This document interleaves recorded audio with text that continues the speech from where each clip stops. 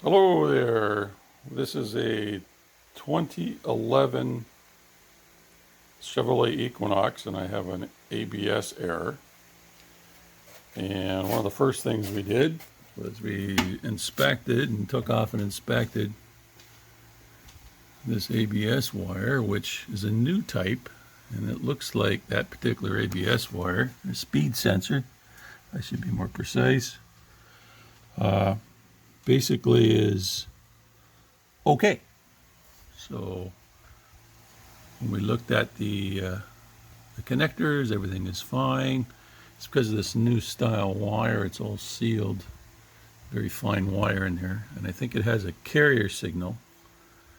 It doesn't induce an AC voltage. So it pumps, you get a 12 volt or some voltage pumping into it, and then it modifies the signal, so on and off. But that being said, the next thing is, what is the real problem? And I will show you something that you can inspect before you take the wheels off. Okay, what we need to see, this is not enough light. We need more light.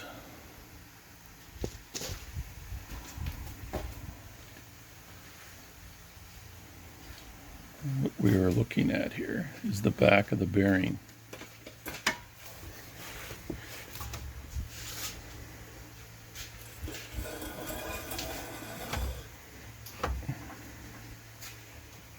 Put the truck in neutral, Ron. All right.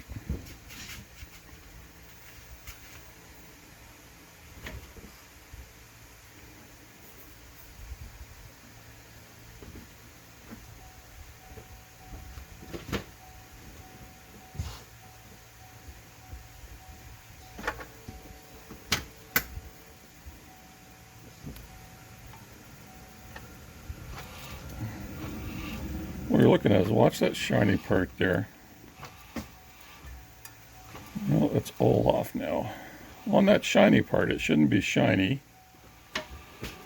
It should be holding a magnet strip. And as you can tell, there's a piece of black there where the glue would come off. So the magnet strip has come completely off, and you can see that from here. Can you hand me that pointer? That steel thing. Steel pointer. I don't know what you're talking about. The little hook thing.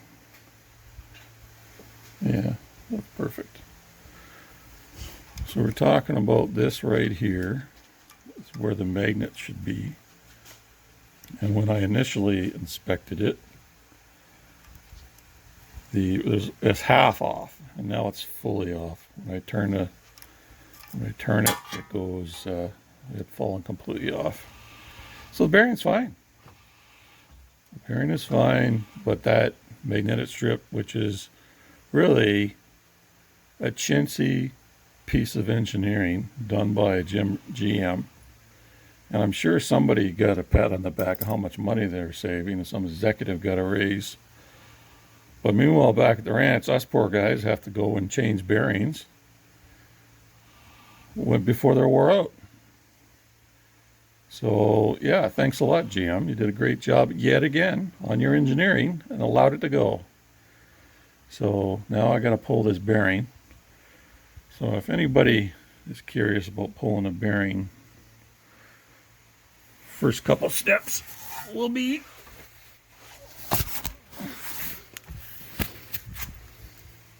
you want to get this and undo this. And before you undo this, you knock the center out of your wheel. You put your wheel back down on the ground, and then you put your socket on that, and then take her down. I'm gonna have to block your wheels. Well, this is a lot of torque, so having your wheel on the ground really does help.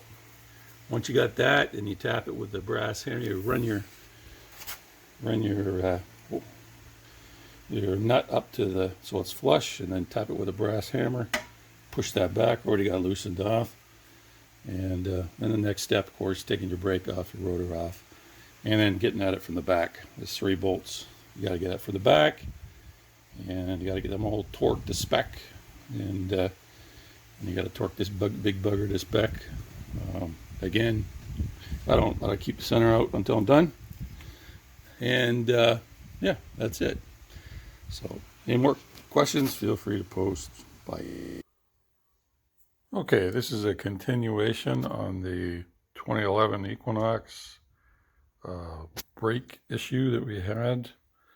I pulled our bearing off, and I wanted to show you what this bearing was. When we had it in the truck, they asked this I found this on the driveway, this tiny little piece of magnet, and that magnet goes on here like so. And it's glued on here. That's it. That's all how this thing holds together. No wonder it came off. And this is what we saw on the truck. Basically nothing. And this is glued on, and it basically has a bunch of magnetic stripes on it, and it basically turns on and off, on and off, on and off.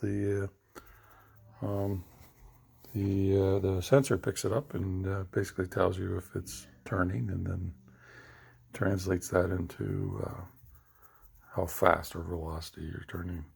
So yeah, there you go. I've replaced both bearings since then. This bearing here, I think, is the original, and not the best.